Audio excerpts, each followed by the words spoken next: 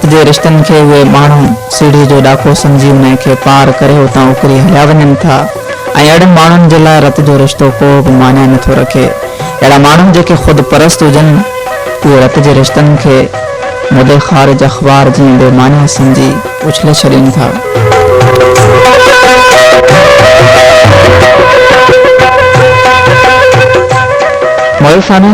जिते रत जा रिश्ता बि एॾे वॾे ज़वाल जो शिकार हुजनि उते भला रूह जे रिश्तनि जी कहिड़ी अहमियत हूंदी। पर साथियो, इहा ॻाल्हि अवाम सम्झो था त रूह जा रिश्ता केतिरा हसास हूंदा आहिनि। रत जे रिश्तनि खां रूह जा रिश्ता हज़ारनि भेरा हसास हूंदा आहिनि, मगर माण्हू पोइ बि उन्हनि खे बि कंहिं नाज़ुक ऐं नफ़ीस गुल जीअं टोड़े मरोड़े छॾींदा आहिनि। बसि दोस्तो, माण्हुनि जी मर्ज़ी आहे, पर तव्हांखे इहो कमु हरगिज़ नथो जुगाए। पंहिंजी ज़िंदगीअ में हमेशह पंहिंजनि जो, पंहिंजे दिलवारनि जो, प्यारनि जो, अज़ीज़नि जो, क़रीबनि जो ऐं पाड़े वारनि जो तव्हांखे हर हाल में ख़्यालु रखिणो आहे। असां हिन माइक्रोफोन जे तवसुल सां अवां सभिनी सुञाण साथियुनि खे इहो ई अर्ज़ु कंदासीं त हिन दुनिया में मोहबतूं पखेड़ियो, नफ़रतनि खे ख़तमु करियो, नफ़रतनि खे बर्बादु करियो, मोहबतनि खे वधायो, चाहतनि खे वधायो, हमेशह हर कंहिं सां मुर्की मिलो, नंढनि सां प्यारु करियो, वॾनि जो अदब ऐं एतिराम करियो ऐं ख़ासि तौर ते पंहिंजे रवैये खे हमेशह जे लाइ हर कंहिं लाइ हिकु जहिड़ो रखो।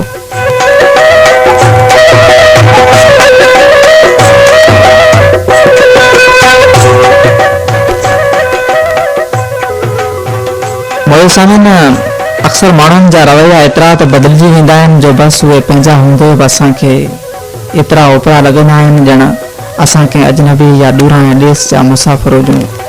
साईं जा इहो इन करे आहे जो अॼुकल्ह असां मतिलब सां मतिलब रखूं था, कम सां कम रखूं था, किरदार जे बजाए कपिड़नि खे ॾिसूं था। तॾहिं असां में उहे वेछा विछोटियूं, इहे फ़ासिला, इहे विछोड़ा, इहे रंजिशूं, इहे कावड़ ऐं नाराज़गियूं पैदा थींदियूं आहिनि।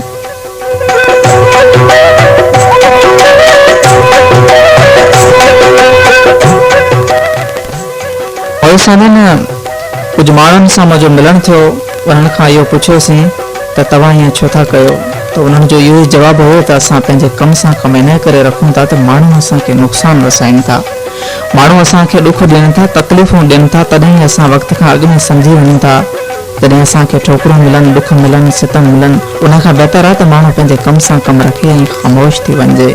पंहिंजी ज़िंदगीअ जो गारो दुखण ख़ातिर, हिन जान में जीअण ख़ातिर असां ख़ामोशी अख़्तियार करियूं था।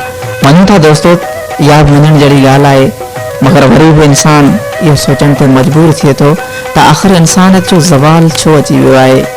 असां त अशरफुल मख़लूक़ात जो रुतबो रखूं था, छो भला असां हिक ॿिए सां एतिरियूं रंजिशूं रखूं, कावड़ रखूं, हिर्स रखूं।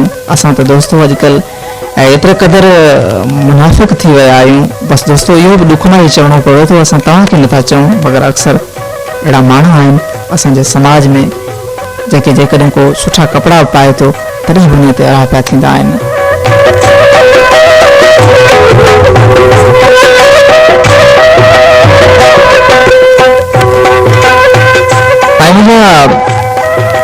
बदनीयती घटिया सोच जा माण्हू रखंदा आहिनि। सुठे माण्हुनि जी अहिड़ी हरगिज़ सोच नथी थी सघे, पर पोइ बि माण्हू पंहिंजे मन में मेर ऐं अंदर में फेर रखी ॿिन्हिनि जी कामयाबी ते सड़ी पंहिंजो पाण खे जेको आहे सो सुठो इंसान सम्झण जी कोशिशि कंदा आहिनि ऐं पंहिंजी शख़्सियत ते फ़ख़्रु महसूसु कंदा आहिनि। पर साथियो, हर कंहिंजी पंहिंजी मर्ज़ी आहे, मगर ईअं करणु न घुरिजे, छाकाणि त कामयाबु माण्हू जी सिहत ते जेको आहे सो असांजे सड़ण सां को बि फ़र्क़ु न पवंदो। तव्हां पंहिंजे अंदर में जेकॾहिं कीनो साड़ हसद रखंदा त इन जो मेर अव्हां जे सीने ते हिकु ॾींहुं वधी वॾो ढेर थी वेंदो ऐं पोइ अव्हां जी तंज़ली जो वक़्तु शुरू थी वेंदो।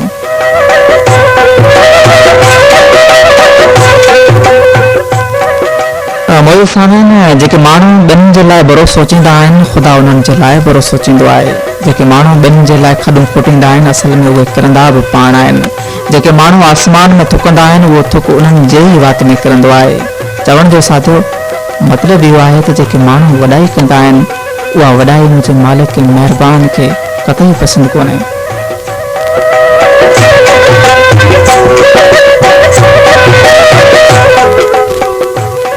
साईं जा इंसान वीचारो मिटी जो ज़रड़ो, जंहिंजो माज़ी बि मिटी, हाल बि मिटी, त मुस्तक़बिल बि मिटी, त पोइ एॾो गुरूर ऐं तकबुर छा लाइ? ही 4 ॾींहं जा मेला आहिनि, छा माण्हू हिते रही राज कंदो? हरगिज़ न। ये वक़्ती ऐं दुनियावी ख़ुशियूं जेके असीं माण्हू था, ॿियनि खे रंज कयूं था, पंहिंजी बादशाही बरक़रार रखूं था, चऊं था त असां ई सभु कुझु आहियूं, मगर इहा असांजी भुल आहे। असां खां बि मथे हिकु वॾो बादशाह मौजूदु आहे, जेको इन काइनात जो ख़ालिक ऐं मालिक आहे, जेको असां सभिनी जे दिलनि जा राज़ ख़ूब सम्झे थो। असांखे उन मालिक जो बि त डपु करणु घुरिजे, जेको माकोड़ी खे कणी, हाथी खे मण ॾिए थो।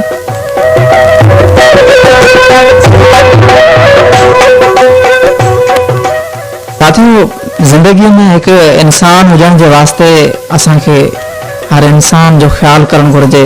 सभ खां पहिरीं असांखे पंहिंजो पाण खे सुधारणु घुरिजे, उन खां पोइ पंहिंजे घर खे सुधारणु घुरिजे, पाड़े खे, राज खे, ऐं पोइ माण्हुनि खे वॾियूं वॾियूं ॻाल्हियूं करणु घुरिजनि। बाक़ी ईअं ठला डाड़ हुननि वांदी पटेल इहे सभु नाकाम माण्हुनि जूं अलामतूं आहिनि। असां हिकु माण्हू तरफ़ जेकॾहिं हिकु आङुर सामी करूं था त असां तरफ़ केतिरियूं आङुरियूं वरनि थियूं, इहो असां कॾहिं सोचियो आहे? मुंहिंजे ख़्याल में न। जेकॾहिं असां ईअं सोचियो आहे ऐं पंहिंजो पाण असां इस्लाह करियूं आहे त असां अलाए कॾो को पंहिंजो पाण खे सुधारे छॾियूं आहे। मगर दोस्तो, असां अलाए छो आकड़ ऐं हिर्स में रहंदा आहियूं त फलाणो अॼुकल्ह सवलो सुखियो आहे, सणबो लोलो खाए थो, सो असां लाइ इहो छो न आहे। साईं मुंहिंजा, अवां जेकॾहिं महिनत कंदा त मालिक अव्हांखे मंज़िल ज़रूरु ॾींदो। पंहिंजी ज़िंदगी में साथियो, अव्हां कॾहिं बि कंहिंजे लाइ बि बुरो न सोचियो, जेतिरो थी सघे ओतिरो सुठो सोचियो, मुस्बत सोचियो, पंहिंजी सोच खे वसी करियो, इनफरादी सोचण जे बजाए इज्तिमाही सोचियो, ॿियनि माण्हुनि जे लाइ जाखोड़ कयो। जेकॾहिं साथियो तव्हां ईअं बि जेकॾहिं नथा करे सघो त इहो तव्हांजे वस में आहे त तव्हां बेसहारा माण्हुनि जी पंहिंजी ज़बान सां हिमत अफ़ज़ाई करियो।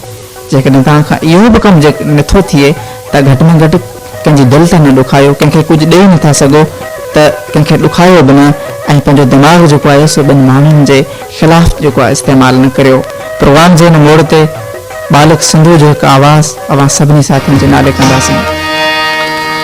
ओ ज़ालिम ज़मानो, ज़ालिम माण्हू, मतलब जी दुनिया, मतलब जी दुनिया, मतलब जी यारी, तौबा तौबा।